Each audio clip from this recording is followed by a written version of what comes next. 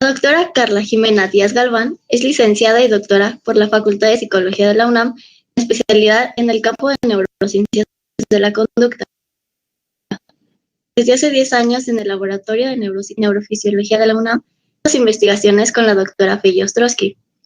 Además de su ardua labor como investigadora, tiene experiencia clínica de 7 años y es docente de licenciatura y posgrado desde hace 8 en diversas instituciones, como la ISEC, MITEC y UNAM.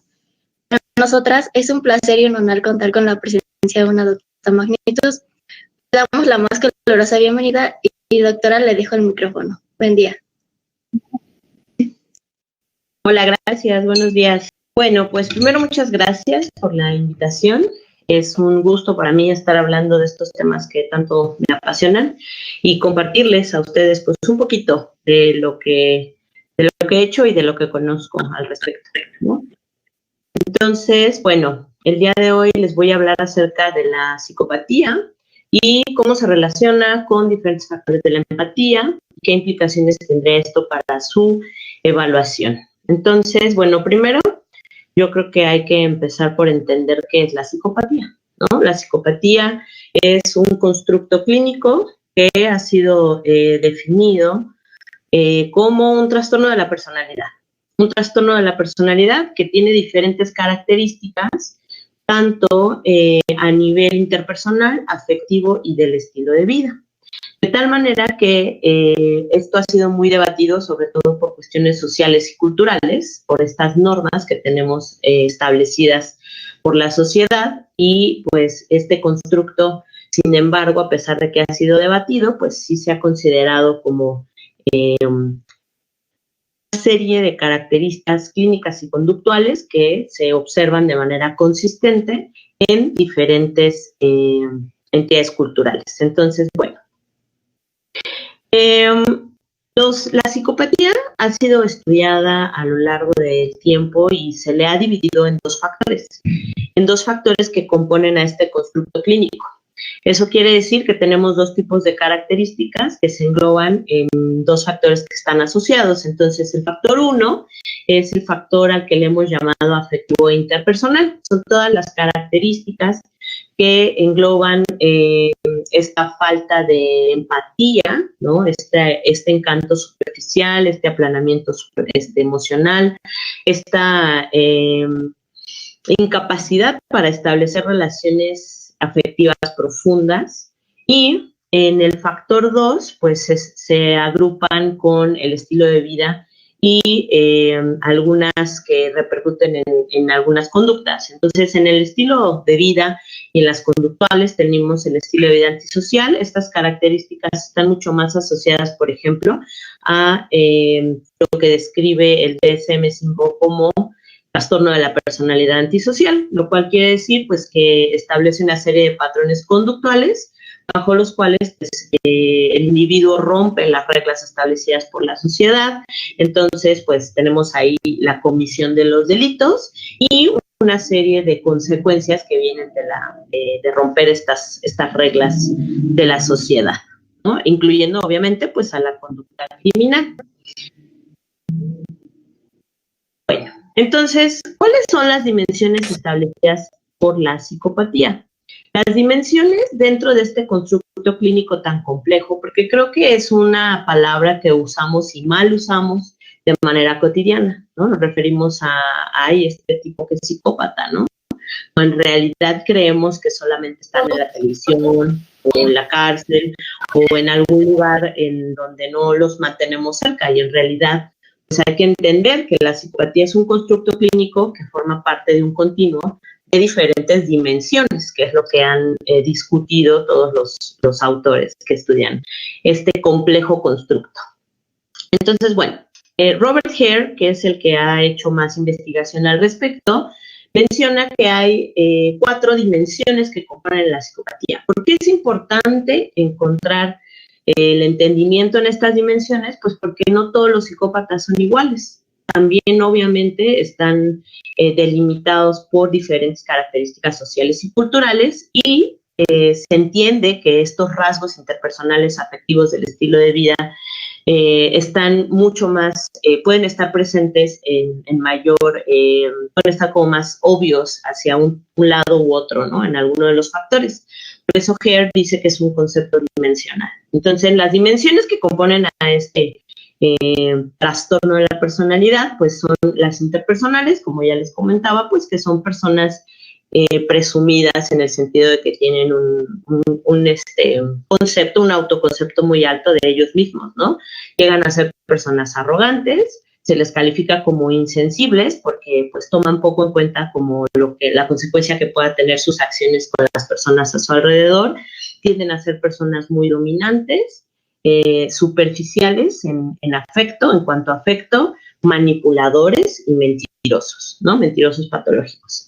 En cuanto a lo afectivo, a la dimensión afectiva, pues se establecen esta incapacidad de hacer vínculos emocionales profundos con otra persona.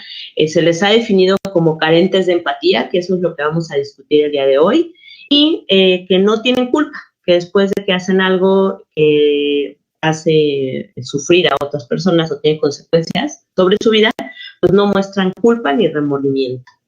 En cuanto a su estilo de vida, pues les comentaba que es esta serie de conductas que se adaptan a su vida personal diaria, dentro de las cuales pues vemos que tienen una necesidad de estimulación constante, o sea, se aburren muy rápido, tienen algunos un estilo de vida parásito, lo cual no quiere decir que no hagan nada, sino que más bien su vida la sobrellevan a través del trabajo de otras personas, ¿no?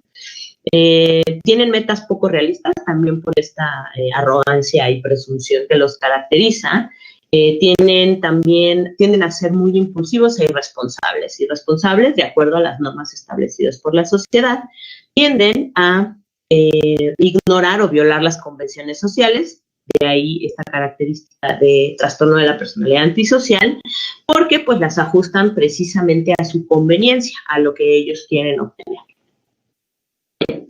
Entonces, el último componente es el componente antisocial y, bueno, este componente antisocial también tiene características que son importantes mencionar, como problemas conductuales, problemas de control conductual, lo cual se puede observar, por ejemplo, pues en agresión física, por ejemplo, ¿no?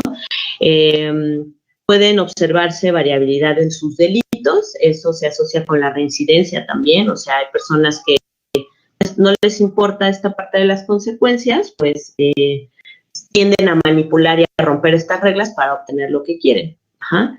La revocación de la libertad condicional por esta misma reincidencia, y observamos pues estas características están presentes desde la infancia, ¿no?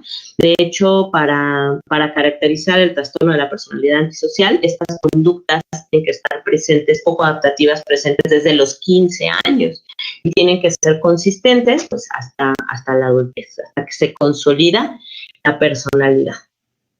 Entonces, bueno, dentro de este constructo que entendemos que, bueno, un psicópata puede ser alguien manipulador, mentiroso, que rompe las reglas de la sociedad para ajustarlas a su conveniencia, pues entendemos, y la mayoría de las veces cuando decimos psicópata lo asociamos a personas que están en la cárcel, ¿no? O a estas famosas personas que conocemos por películas en donde decimos, pues sí, son súper psicópatas, conocidos en la historia, son como psicópatas prototípicos, ¿no? Que engloban perfectamente en esta descripción de psicópata. Pero la verdad es que la psicopatía se manifiesta en rasgos, en diferentes medidas, en todos nosotros, ¿no? En mayor o menor medida y en diferentes dimensiones. Entonces, bueno, de acuerdo a este concepto de psicopatía y a todas sus características, pues obviamente hay que entender que si bien ser psicópata, una persona violenta que comete crímenes, no es lo mismo, no son sinónimos, por sus características, obviamente alguien que tiene estas características de personalidad, por supuesto que tiene muchas mayores probabilidades de cometer delitos y conductas violentas, ¿no? Al ser más impulsivos, al usar las reglas de la sociedad a su conveniencia y romperlas, pues obviamente sus rasgos definitorios pues son mucho más cercanos e incrementan la probabilidad de que haya una conducta violenta y criminal. Entonces, por eso, en estas poblaciones forenses, pues es donde tenemos la tasa más alta de personalidades psicópatas, ¿no? De rasgos de psicopatía, donde los podemos encontrar, pues, con muchísima más frecuencia que en la población general. Pero eso no quiere decir que todos los psicópatas estén en la cárcel y que todos los psicópatas sean prototípicos, como estos que nosotros conocemos, ¿no? Entonces, bueno, pues precisamente por estas características y por los contextos en los que se encuentran estas personas, este constructo clínico de la psicopatía pues se ha definido como algo muy importante, comprenderlo muy importante, sobre todo porque en el sistema de justicia criminal pues es un concepto forense de suma importancia. ¿Por qué? Pues por las consecuencias que tiene el entender cómo se manifiesta, ¿no? Bueno, entonces también creo que tenemos que entender que la manifestación de la violencia no nada más es el homicidio, ¿no? Esto quiere decir que el homicidio es como el extremo, ¿no? La manifestación extrema de la violencia.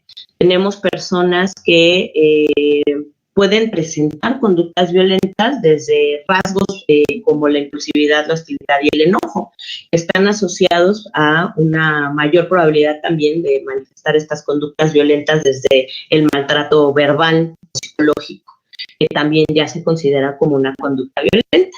Entonces, las personas que, digamos, tienen el conjunto de estas características de personalidad, pues tienen mayores probabilidades de tener rasgos psicópatas y de cometer actos violentos. Por eso es importante considerarlo dentro de este constructo.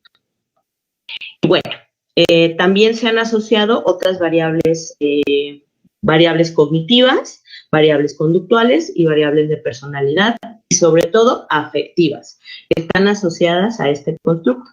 Por ejemplo, en el DSM podemos encontrar la definición de trastorno de la personalidad antisocial, el cual hace referencia justamente a estas características de romper las reglas de la sociedad, cometer crímenes y tener un estilo de vida asociado a esas características. Sin embargo, pues ese concepto no engloba las características afectivas de los psicópatas, ¿no? Que en este caso sería pues esta forma que tienen de relacionarse con los demás, estas deficiencias que tienen de manejar o comprender adecuadamente las emociones, no en un sentido de que no tengan la capacidad de entenderlo, sino que sí tienen un procesamiento diferente y que se ha entendido como algo deficiente, sobre todo en dimensiones de la empatía y del enojo, ¿no? Pero a esto también se le suman otras características cognitivas y otras características conductuales, como por ejemplo las características de enojo, de impulsividad o de hostilidad, que juntas pues tienen mucha mayor probabilidad de aparecer en una persona que tiene estas características de personalidad psicópata. Bueno, entonces creo que otra de las cosas que nos hemos preguntado es, ¿y cómo surgen estas personalidades psicópatas? O sea, ¿qué es lo que hace que una persona se convierta en un psicópata? Creo que eso ha sido una pregunta desde hace mucho tiempo. Y ante esta cuestión de un psicópata nace o se hace, pues se han habido diferentes discusiones y posturas, ¿no?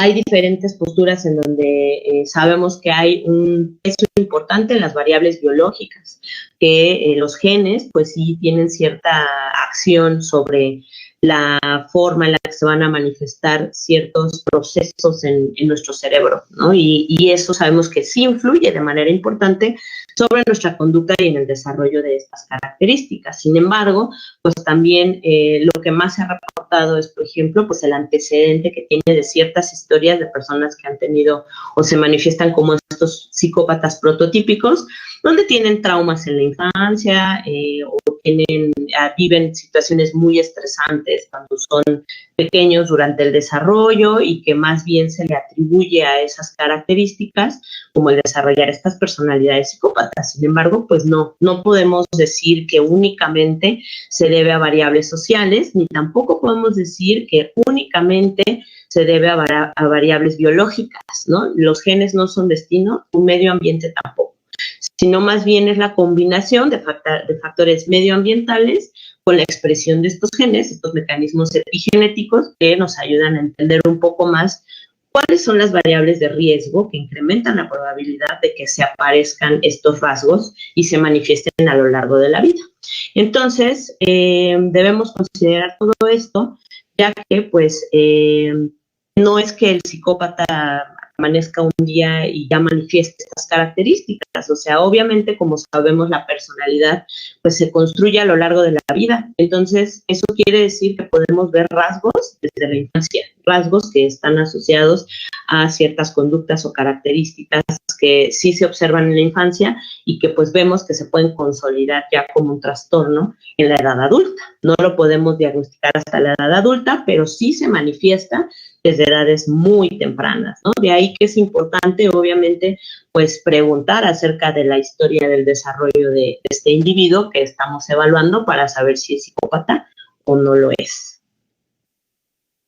Bueno, entonces, al encontrarnos con estas características de que estos individuos son mentirosos, manipuladores, pues se ha discutido mucho, es bastante complicado, sobre todo para personas inexpertas, o sea, que no tengan mucha experiencia en trabajar con estos individuos con rasgos de psicopatía, pues de repente las herramientas que tenemos a nuestro alrededor se tornan ineficaces en el sentido de que son poco precisas, porque pues un psicópata al tener un trastorno de la personalidad no quiere decir que no entienda las reglas sociales, no quiere decir que no tenga la capacidad cognitiva para responder ante una instrucción y entender a las otras personas y las reglas sociales, sino que más bien es mucho más complejo que eso, pero al tener esta capacidad cognitiva relativamente intacta, ahorita lo voy a discutir, pues también obviamente eso lo usa a su conveniencia, de tal manera que por supuesto que son muy mentirosos porque en el momento en el que los estamos evaluando, pues son personas que van a tratar de manipular sus respuestas para que tú, como evaluador, pues te lleves la impresión que ellos quieren, de tal forma que sea lo más conveniente para ellos, ¿no?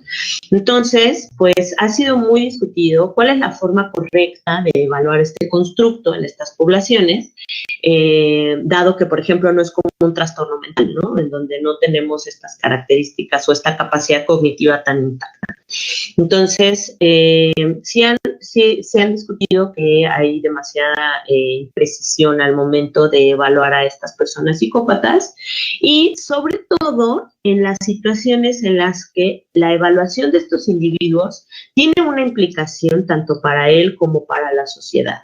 O sea, muchas de estas evaluaciones las hacemos para dar un dictamen, para saber qué sentencia va a recibir, como para entender el contexto del individuo respecto de una posible consecuencia a nivel social y judicial, ¿no? Entonces, por eso es muy importante considerar todas estas características como que son manipuladores, son mentirosos, tienen una poca preocupación empática, tienen una falta de responsabilidad de sus propias acciones. Entonces, si ellos no van a reconocer que en realidad hicieron o cometieron un delito, pues lo más probable es que lo nieguen, sobre todo porque es parte de este sistema penal de nuestro país, ¿no? O sea, entonces, conviene más negarlo, ellos utilizan y manipulan estos recursos que tienen al momento de ser evaluados, pues para tratar de ser lo menos afectado posible, ¿no?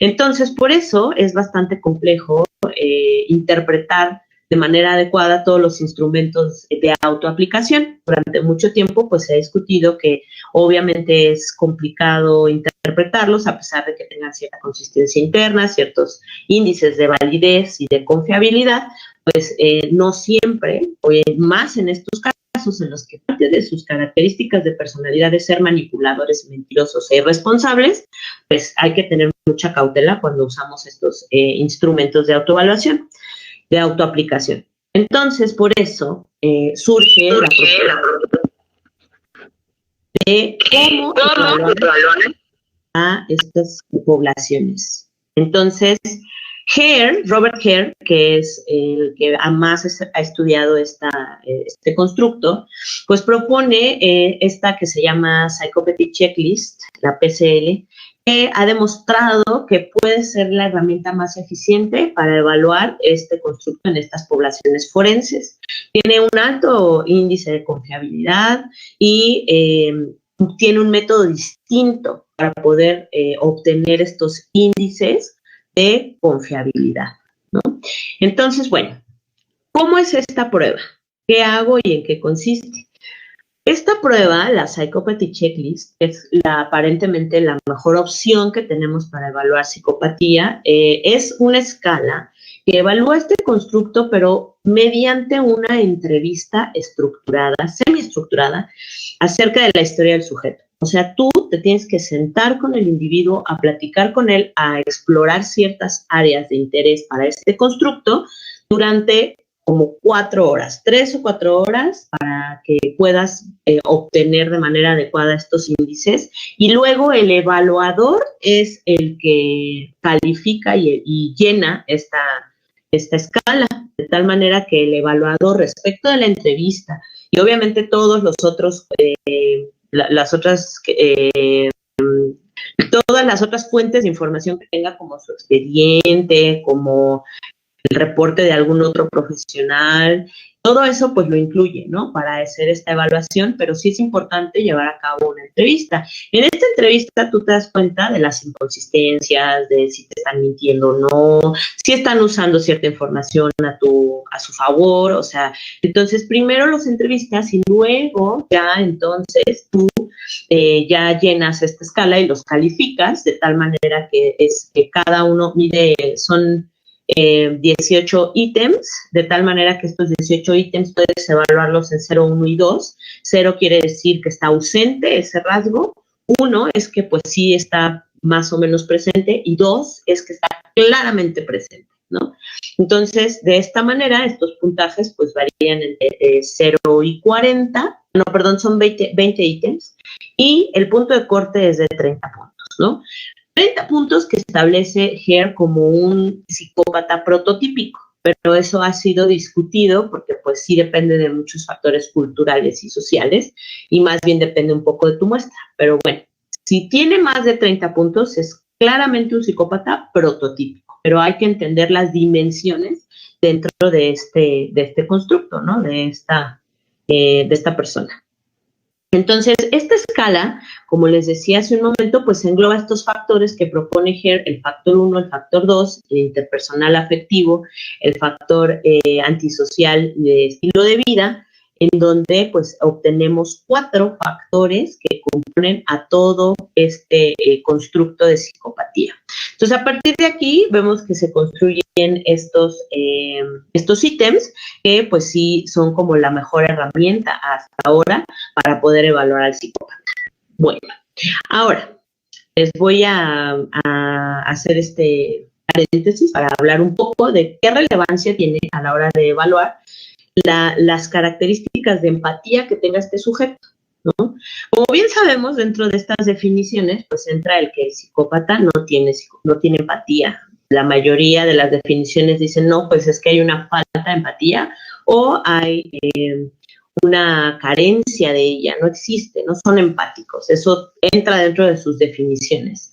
Dicen que tienen una respuesta afectiva plana ante el sufrimiento de los demás y pues algunos también han dicho que esta falta de empatía es una consecuencia de que en realidad su sistema que se activa ante cualquier ser humano cuando ves a otro sufrir, esta activación en todo tu organismo y tu cerebro no existe o es menor, ¿no? Entonces, cuando tenemos menos empatía y no tenemos estas respuestas que de alguna manera inhiben nuestra violencia, ¿no? Nuestra agresión hacia los demás, pues se va construyendo como un procesamiento anormal de esta información afectiva, ¿no? Y se ha explicado que muchas de estas contribuyen a la aparición de estos rasgos psicópatas y que eso también pues sea otro factor de riesgo para cometer conductas violentas. Entonces, bueno, ¿Qué es la empatía? La empatía es una habilidad. Esto es importante. Se caracteriza como una habilidad. Al definirla como una habilidad, quiere decir que la podemos aprender y la podemos mejorar, ¿no? Entonces, bueno, la habilidad de la empatía pues nos permite inferir y compartir experiencias emocionales con los demás y también nos permite compartir los estados afectivos, entenderlos para yo poder predecir qué está sintiendo el otro, poder entender qué es lo que necesita el otro, hasta poder predecir qué es lo que va a hacer, de acuerdo a entender su estado emocional, ¿no? Toda esta construcción de la teoría de la mente que nos va a permitir dirigir mejor nuestras relaciones e interacciones sociales. Por eso es muy importante la empatía para la experiencia emocional y la interacción social. Sin embargo, la verdad es que la empatía no es un constructo que también está definido universalmente, es debatido, pero bueno, las características principales pues son estas, que es una habilidad importante para entender el estado afectivo del otro y dirigir de manera más eficiente mi conducta con la interacción hacia los demás. Bueno, la empatía también tiene componentes y es muy importante que nosotros conozcamos cuáles son esos componentes de la empatía, porque si bien decimos, bueno, pues esa persona es muy fría afectivamente y nunca ayuda a nadie, entonces yo asumo que es poco empático. Pero la verdad es que es mucho más complejo que eso. Tenemos que entender que la empatía tiene componentes, por ejemplo, tanto cognitivos como emocionales. Los componentes cognitivos se refieren a esta habilidad cognitiva meramente con herramientas de lenguaje, de memoria, de atención, de comprensión, que nos permiten entender este concepto, de ponerte en el lugar del otro y de entender qué es una emoción y de entender cómo se siente el otro, ¿no? Pero por otro lado tenemos un componente afectivo. Este componente afectivo se caracteriza por una tendencia a que tú experimentes fisiológicamente algo similar a lo que está experimentando el otro, que te va a generar una preocupación o simpatía hacia los demás, ¿no? Es alguien triste y entonces tú te sientes triste también porque el otro está triste. Es como siento tu tristeza, sientes feo porque el otro está triste y sabes cómo se siente sentirse triste. Entonces, esta pues es como una reactividad emocional, una reactividad en respuesta al estado afectivo del otro. Este componente cognitivo, pues claramente está asociado al aprendizaje de conceptos sociales, la internalización de reglas, de cuando te dicen esto está bien, esto está mal, si ese niño está triste, ve y abrázalo, todo lo que a ti en tu ambiente te enseñan para entender a las emociones y cómo relacionarte con los demás, es un componente cognitivo. Pero el componente emocional se ha discutido si ese también se aprende o ya más bien ese está mucho más dictado por mecanismos genéticos o biológicos. Y pues la mayoría de la evidencia apunta a que está mucho más influenciado por cuestiones hereditarias y genéticas. Sin embargo, algunos han discutido que hasta esta parte afectiva puede entrenarse y mejorarse. Pero bueno, eso se los platico otro día. Dentro de estas subdimensiones, tanto cognitivas como afectivas, también es importante entenderlas, están estas 4 que propone Davis, en donde la empatía cognitiva pues tiene una subdimensión de fantasía y de toma de perspectiva. La de toma de perspectiva es la que entendemos como esa capacidad cognitiva o habilidad para entender y ponerte en el lugar del otro. La de fantasía enmarca otras características de qué tanto el individuo se engancha en personajes de la televisión, series, libros, películas, pero que tú enmarques una tendencia para identificarte con estos personajes. Dentro de la afectiva tenemos la preocupación empática, que es esta que les mencionaba, que regularmente se entiende como la tendencia para experimentar la emoción afectiva del otro, ¿no? Lo que el otro está sintiendo y una preocupación al experimentar esta sensación afectiva del otro. Pero Davis incluye otro concepto dimensional de la empatía, al cual llama angustia personal. La angustia personal es una serie de reacciones fisiológicas que resultan incómodas al observar experiencias afectivas negativas en otros. Les voy a poner un ejemplo. Por ejemplo, hay personas que si ven, no sé, a alguien que se lastimó, tiene una herida muy escandalosa, con mucha sangre, o que se torció algo así que se ve horrible, te provoca tanta incomodidad esa reacción fisiológica que prefieres alejarte y prefieres no verlo, ¿no? Evitarlo, porque a ti te es muy estresante, muy desagradable. Espero que eso les quede claro porque es importante para lo siguiente. Bueno, entonces se maneja que esta experiencia empática pues está asociada a la respuesta empática. ¿Qué tanto yo he aprendido y tengo estas capacidades para asociarlas con la respuesta empática, que es esta parte emocional un poco automática de reacciones y activaciones en mi organismo y mi cerebro para calificar y hacer algo respecto a esa experiencia empática? Entonces, sabemos que es una combinación de estos factores, tanto cognitivos como afectivos, las cuales van a combinarse en una respuesta específica a una situación en donde vamos a evaluar qué tan empático o no es ese individuo, ¿no? Entonces, bueno, ¿por qué es importante la empatía? Pues la empatía es importante porque se ha considerado como un factor relevante para las conductas prosociales. Es decir, si tú tienes estas dimensiones de la empatía dentro de lo normal, adecuado y esperable socialmente, son dimensiones y características que van a incrementar la probabilidad de que tengamos conductas prosociales. Estas conductas prosociales van a propiciar conductas como de ayudar a los demás, de entender a los demás, de inhibir, al ponerte en el lugar del otro, entonces inhibo mi propia agresión y mis propias respuestas que no sean tan adecuadas o tan adaptativas. Y por eso, entonces, es un factor que motiva o propicia las conductas prosociales. Por eso sería como el extremo, ¿no? De la persona que es psicópata, pues en el extremo no es muy prosocial, que digamos, ¿no? El impacto más grande que tiene el psicópata es sobre esta parte social. Entonces, entendemos que es como un extremo en donde hemos tenido la idea de que en realidad el psicópata no tiene esta empatía y no tiene estas conductas prosociales. Entonces, bueno, eso es verdad. O sea, hay que preguntarnos si de verdad el psicópata no tiene ninguna de estas dimensiones de la empatía. Si nosotros nos ponemos a ver a todos los psicópatas prototípicos y famosos que conocemos en la historia real o no, podemos observar que los psicópatas que son criminales, que cometen todos estos actos criminales, llegan a ser encantadores y muy manipuladores con sus víctimas, ¿no? Como Ted Bundy, por ejemplo, ¿no? Que se acercaba a las chicas porque él era muy guapo y encantador, y tú no puedes, o sea, si esta capacidad de no entender el estado mental del otro estuviera afectada, no podrían manipular, no podrían acercarse y ser muy encantadores con su víctima. De hecho, son muy hábiles como para entender qué necesita el otro, qué quiere escuchar el otro. Entonces, aquí nos preguntamos, ¿entonces realmente los psicópatas no tienen empatía? Pues parece que habría que preguntarnos qué está pasando, porque si sí tienen la capacidad de ponerse en el otro de tal manera que lo usan a su favor, pues entonces tampoco es como que esté afectada, ¿no? Bueno, ahorita lo voy a discutir.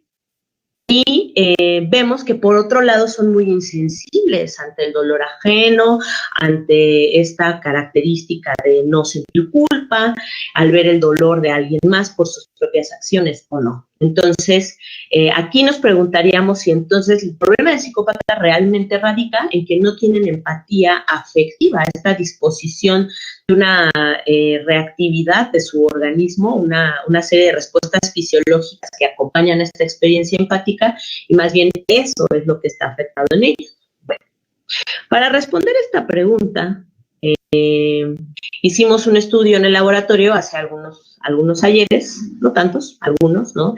En donde justamente nos preguntamos, entonces, ¿cuál es el papel de la empatía en los psicópatas? ¿Cómo son estas dimensiones de la empatía en personas altamente psicópatas? Y cómo está asociado, obviamente, a que se incremente la probabilidad de que sean personas violentas. Entonces, dentro de esto, Les platico muy rápido que hicimos un estudio con una muestra de sujetos violentos de la población general, sujetos que no estaban en la cárcel y sujetos que sí estaban en la cárcel, caracterizado como el grupo claramente violento, donde todos eran psicópatas arriba de estos 30 puntos con la escala de Hare, y les aplicamos una escala de reactividad interpersonal que mide estas dimensiones de la empatía, que es de Davis, ¿no? ¿Qué es lo que encontramos? Pues encontramos que efectivamente está afectada parte de su empatía cognitiva, afectiva, pero también la cognitiva. Entonces encontramos que esta falta de perspectiva, aquí se movió la presentación, pero aquí el problema está en este factor de toma de perspectiva, lo cual quiere decir que sí, en esta parte cognitiva les cuesta trabajo ponerse en el lugar del otro. No les es tan fácil cognitivamente entender el lugar del otro. Y esto es importante, que ambos grupos, aunque no estuvieran en la cárcel, eran algo que tenían en común en este proceso empático. Y contrario a lo que esperábamos que hubiera no hubiera algo cognitivo, pues parece ser que sí, ¿no? Y en la parte afectiva encontramos que hay una diferencia importante en esta dimensión de la angustia personal, en donde nosotros pensábamos que más bien al contrario de lo que creíamos que no se activan estos circuitos, pues parece que sí se activan y son importantes y diferentes en las personas psicópatas comparado con los que no lo son o no tienen estas características. Y de hecho guardan una relación positiva. En el caso de los psicópatas que tienen esta angustia personal, hay una correlación positiva, lo cual quiere decir que a más angustia personal, mientras más desagradable sea esta sensación de ver algo negativo en el otro, pues mayores son sus rasgos de psicopatía. Y por otro lado, en esta de la toma de perspectiva, pues hay una correlación negativa, ¿no? Donde vemos que mientras más psicópata eres, menos tienes esta capacidad cognitiva para ponerte en el lugar del otro. Entonces, ¿por qué es importante entender esto? Porque entonces nos ayuda a contextualizar realmente qué capacidades afectivas y cognitivas ese individuo que yo estoy evaluando para saber si es psicópata o no.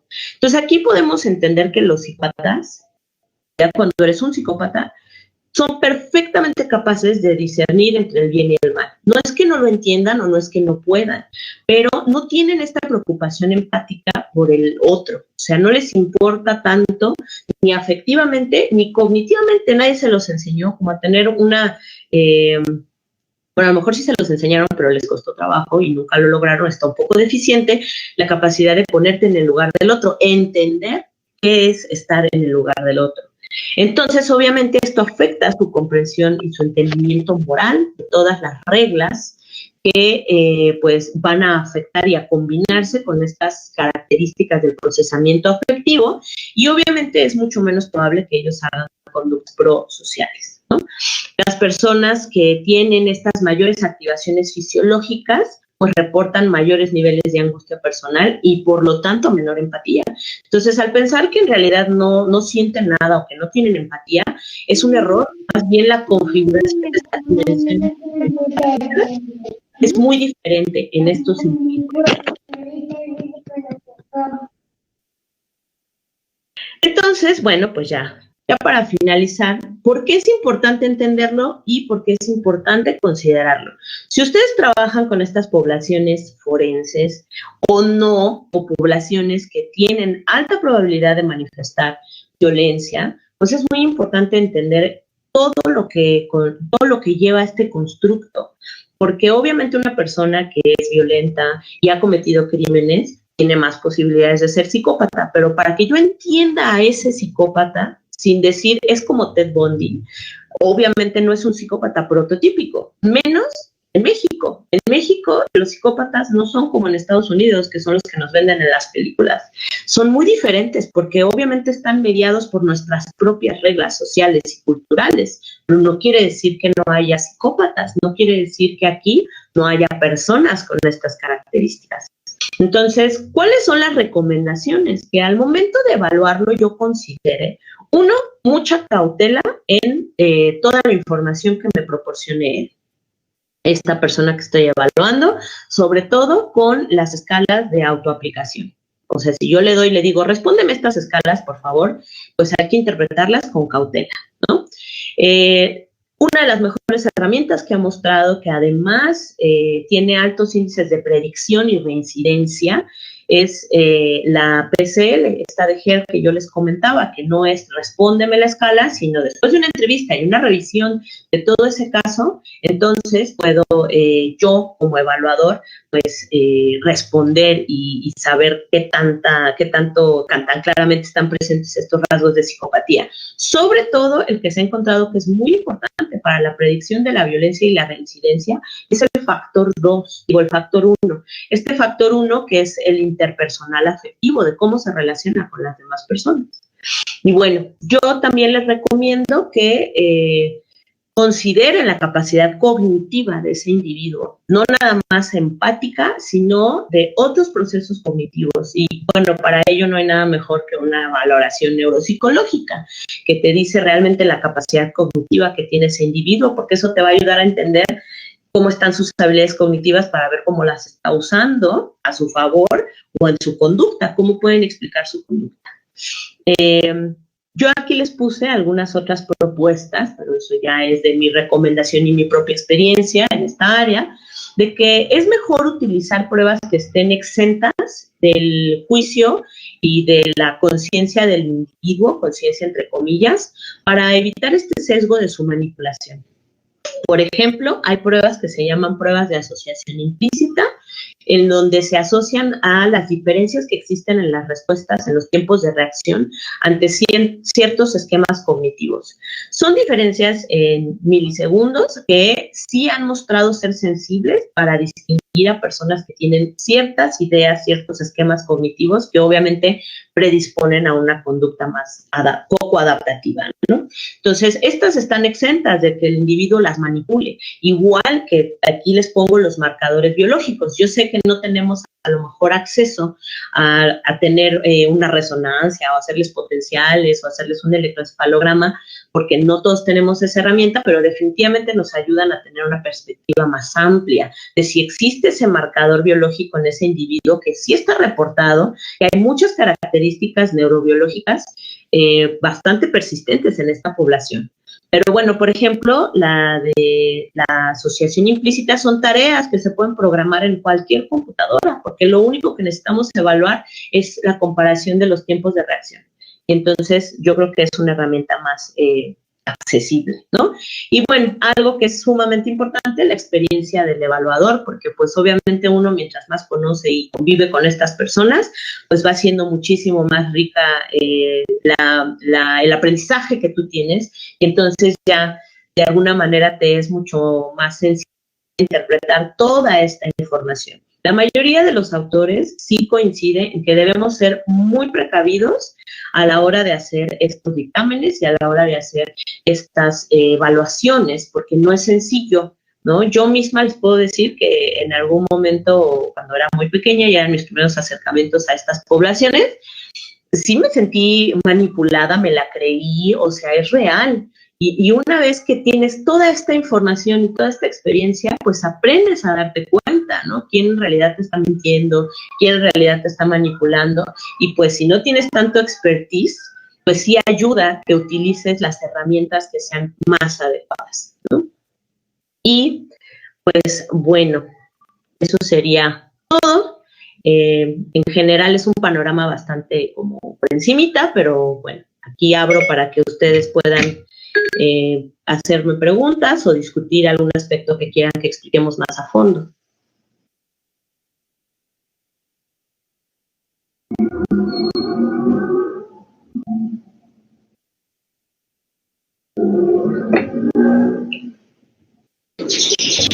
Listo. Muchas gracias por su presentación, doctora. Justo era lo que iba a comentar a los ponentes, bueno, a los ponentes más bien, que si decían alguna pregunta, bueno, ponerlo en el chat, o con el fin de que sea un poco más interactivo, también les pedimos que si gustan encender su micrófono y su audio y preguntarle directamente a la ponente, aprovechando pues que está aquí, ¿no? Así que adelante. Sí, sí.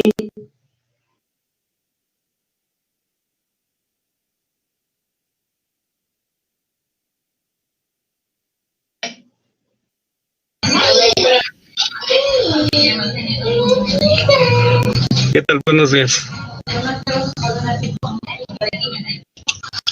Hola. No sé si estoy interrumpiendo a alguien por ahí, escuché una pequeña voz. ¿Continúo o me espero tantito? No, adelante, Miguel, por favor. Gracias. Antes que nada, muchísimas gracias, doctora Carla. Mi nombre es el licenciado Miguel Vázquez García.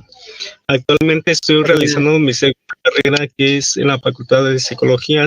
Es un tema sumamente importante poder tener este conocimiento que es muy enriquecedor de forma general. Y, sin embargo, tengo una pregunta que me gustaría, ¿cómo podría abordarse? ¿Qué se podría hacer en estos casos?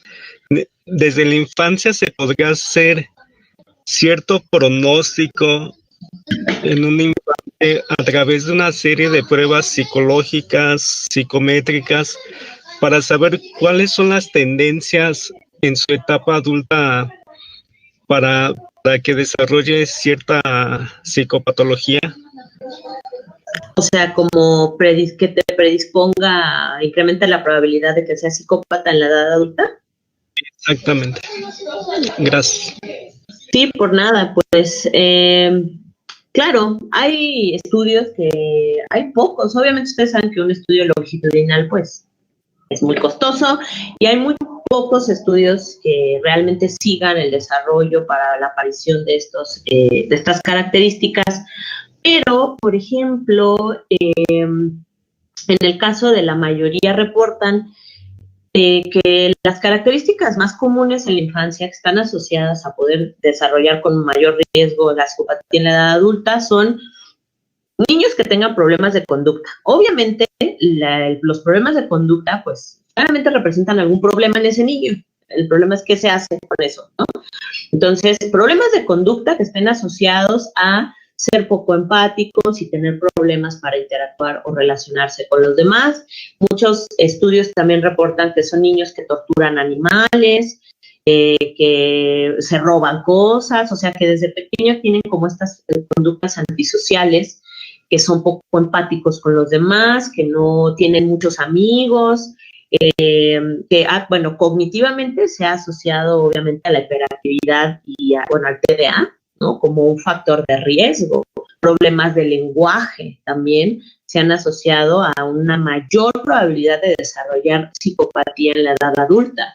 Incluso Adrian Rain, que es como el que estudia los cerebros específicamente de estos psicópatas, pues ha hablado de que hay un marcador prenatal en tu cerebro, ¿no? Y que eso va a hacer que de alguna manera se le dificulte más a este niño estas conductas prosociales, el desarrollo de la empatía, el interiorizar reglas sociales y morales. Entonces, no es destino, pero sí son algunas características que yo llamo focos rojos que hay que atender en cualquier contexto, ¿no? O sea, sobre todo porque representa un problema, algo no adaptativo para un niño pequeño. Entonces, estos son como los más comunes o como los que se reportan con mayor frecuencia. ¿Sí? Ya, muchísimas gracias. Por nada. ¿Leo las del chat?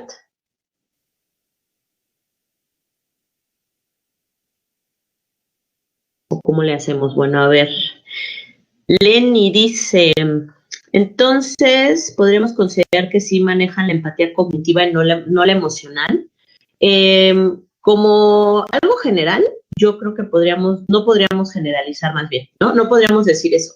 O sea, esa es como la idea general. Primero entender que no es que no tengan empatía, es que su procesamiento de la empatía, su formación de estas habilidades y consolidación de estos conceptos es diferente. Y sí se ha demostrado que tienen la parte afectiva definitivamente muy diferente. Los que no son psicópatas, su procesamiento afectivo es distinto. Entonces, esta parte afectiva sí, pero también la cognitiva o de acuerdo a mi experiencia y a lo que yo he encontrado, te puedo decir que las dificultades no son nada más en la afectiva, también en la cognitiva, sin que se entienda que no tienen la capacidad de entender el bien y el mal, ¿no? Moisés dice, ¿dónde? Igual el licenciado Moisés La Salud menciona que las características de los individuos en Estados Unidos ya tienen características propias, lo social en que se desarrollan. Era algo que usted mencionaba. En México, ¿cuáles podrían ser estas características que se presentan patas contemplando esta influencia social? Claro, eso es importante. En México difícilmente vamos a encontrar psicópatas tipo Ted Bundy, Hannibal Lecter, o sea, ¿no? Porque hasta nuestra genética, nuestra alimentación, nuestro medio ambiente, nuestra educación, todo es diferente. Y entonces, por ejemplo, el mexicano tiene características que somos más afectivos, ¿no? Por un lado, hay como un grado mayor de este factor 2, ¿no? De ser más antisociales. Eso lo ves claramente cuando trabajas con poblaciones en la cárcel. O sea, son personas que tienen un estilo de vida criminal, que son familias completas que se dedican a robar, a secuestrar, a plagiar, que además de que rompen las reglas de la sociedad, que obviamente son un poco empáticos con las consecuencias, etcétera, mantienen una relación afectiva muy profunda y muy cercana con sus familiares, con sus hijos, con sus mamás. O sea, sus mamás son sagradas y eso es algo cultural, es algo social. O sea, por ejemplo, yo vi alguna vez un grupo una familia que eran como 7 hermanos que se dedicaban a secuestrar, literalmente, y era un negocio familiar y al que era como el líder, lo agarraron porque acompañó a la mamá al doctor. Ya lo estaban buscando en todos lados y como él la acompañó, porque ¿cómo iba a dejar que su mamá fuera sola? Ahí es donde lo agarraron, llevando a la mamá al doctor, acompañándola al doctor. Entonces eso nos indica que no es un psicópata igual, ¿no? Porque tiene lazos un poco más afectivos y profundos, pero porque es algo social y cultural. En México la familia y la mamá es como sagrada, ¿no?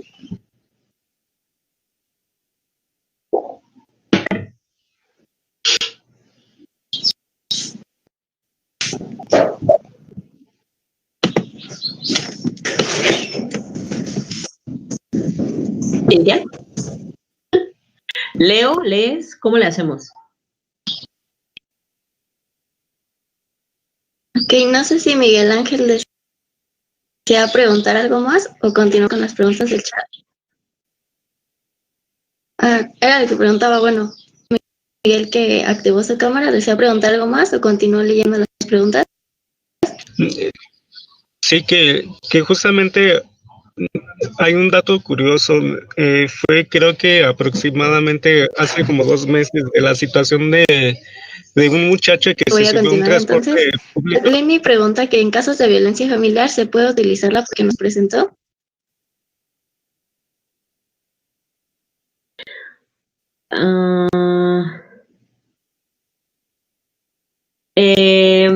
No sé bien a qué te refieres con casos de violencia familiar. O sea, si a evaluar al individuo que ejerce la violencia, pues sí, ¿no? De hecho, HER tiene diferentes versiones de la PCL. O sea, tiene una screening version que es para la población no forense, la gente que no está dentro de la cárcel, pero que tiene alta probabilidad de tener estos rasgos. Hay una versión para adolescentes también. Entonces, sí es aplicable para el que ejerce esta violencia, pues sí. No sé si te respondí.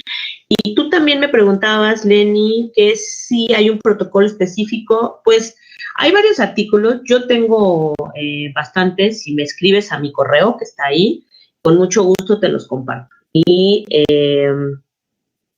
ahí puedes darte una idea de cómo se elaboran estos paradigmas para aplicar el IAT, ¿no? Las asociaciones implícitas. Son realmente sencillas, y requieren de algo no tan elaborado como hasta con el Superlab puedes hacer un protocolo sencillo, ¿no? Un paradigma sencillo de IAT, pero yo con gusto te comparto información. Si te interesa, escríbeme. Sí, en el caso de los agresores, sí, lo que te explicaba de la PCL. Porque también son predictores de violencia, entonces sí es una buena opción la PCL. Ya se fue Cintia. Sí, tenía problemas. Sigo yo. Bueno, Elda Marisol menciona, ¿nos podría dar un ejemplo de alguna persona con trastorno de psicopatía que haya evaluado en México, explicando alguna de las características que mencionó relacionados con ese caso? ¿Alguno relevante, Carla? Pues un poco el que les acabo de contar, ¿no? O sea, de esta familia es como una de las más importantes. Otra, bueno, que es como muy icónica es la Mataviejitas, ¿no? Porque también uno asume que estas características únicamente se encuentran dentro de las poblaciones de hombres. No, solamente que obviamente pues no se van a manifestar igual, sobre todo por esta parte social y cultural, ¿no?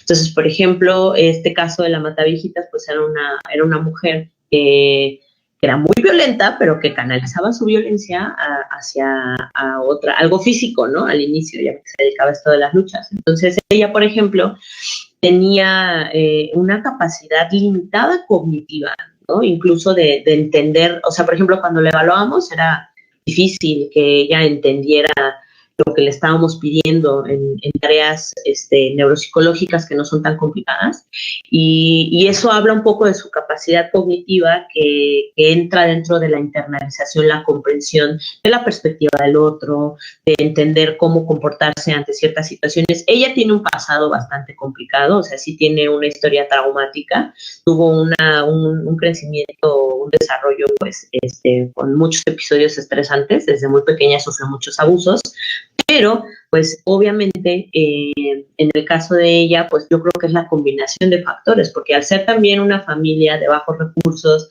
en donde no se estimulaba mucho la educación y la parte cognitiva, que yo siempre digo son los factores que te rescatan, ¿no?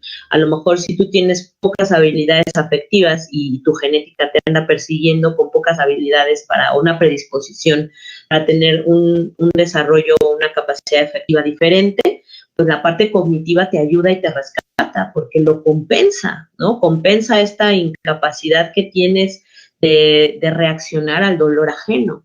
Y al final ella, pues, al cometer todos estos crímenes, ella explicaba que cada vez que mataba a una viejita, precisamente porque ella tenía el poder, ella podía dominar a esas personas, entonces podía obtener lo que ella quería, que era como esta satisfacción como de ver sufrir a su mamá, que dentro de sus reglas sociales y morales, eso era justicia para ella. Entonces, más o menos te puedo contar eso, porque la verdad es que podría ser como un desglose muy largo de todas las características, pero pues más o menos obviamente entender que dentro de lo social y cultural pues no se manifiestan igual que en Estados Unidos, ¿no? Ya volví, doctora, una disculpa. Y bueno, pasa la pregunta. Maribel pregunta que si las personas en condición de víctimas que han pasado un proceso de victimización también pueden carecer de preocupación efectiva, angustia personal y toma de perspectiva. Ay, Maribel, esa es una muy buena pregunta. Yo creo que seguramente, o sea, no es mi área de expertise, honestamente. Yo no trabajo con los victimarios, pero, por ejemplo, si te pones a pensar en la persona que acepta y vive en estas condiciones de abuso, seguramente debe tener algunas distorsiones cognitivas y algún procesamiento afectivo distinto. Yo no tengo mucha experiencia ni conocimiento en esa parte del victimario, digo, de las víctimas, perdón. No tengo mucha experiencia, pero por ejemplo, si te pones a pensar en lo poco que he visto, es que en lo poco que hemos sabido en nuestros proyectos, es que sí tienen una idea diferente, ¿no? Del procesamiento emocional y que sí está muy marcado por ideas sociales y culturales, ¿no? Como por ejemplo las mujeres que tienden a tener una autoestima muy baja, son mucho más propensas a mantenerse en una relación de abuso psicológico, por mucho peso social que incluso internalizan estas ideas de machismo y demás. Entonces, yo no dudo que sí sea distinto, pero no sabría decirte específicamente en qué. Poquito hemos hecho al respecto y pues nada más te puedo decir como lo que supongo que podría pasar. Ok, muchísimas gracias, doctora, por su presentación. También me gustaría agradecer a los asistentes por estar aquí, por participar. Los invito a ambos a estar pendientes de nuestras siguientes actividades que la Asociación Mexicana de Psicología Jurídica y Derecho Penal ha propuesto con motivo de nuestro 4º aniversario. El siguiente, que será la siguiente semana, el sábado, es de Justicia Alternativa, proporcionada por el doctor Guillermo Cepeda, que es el actual director general del Instituto de Justicia Alternativa del Poder Judicial de Jalisco. Es un evento gratuito igual que este, con costo de recuperación a los que desean constancia. Y a nuestro siguiente curso taller virtual de Introducción a la Psicología Jurídica, imparte nuestra directora general, la doctora Vanessa Díaz Padilla, con un costo de recuperación. Bien, los invito a considerar la afiliación con costo promocional este mes para que sean beneficiarios de todo lo que implica ser parte de un grupo profesional de disciplinas psicojurídicas. Aprovecho para decirles a las personas que desean constancia, el lunes será el último día para realizar su pago y enviarlo al correo. Finalmente, doctora, muchísimas gracias nuevamente, disculpa las fallas y ha sido un honor poder escucharla el día de hoy. Tengan un buen día.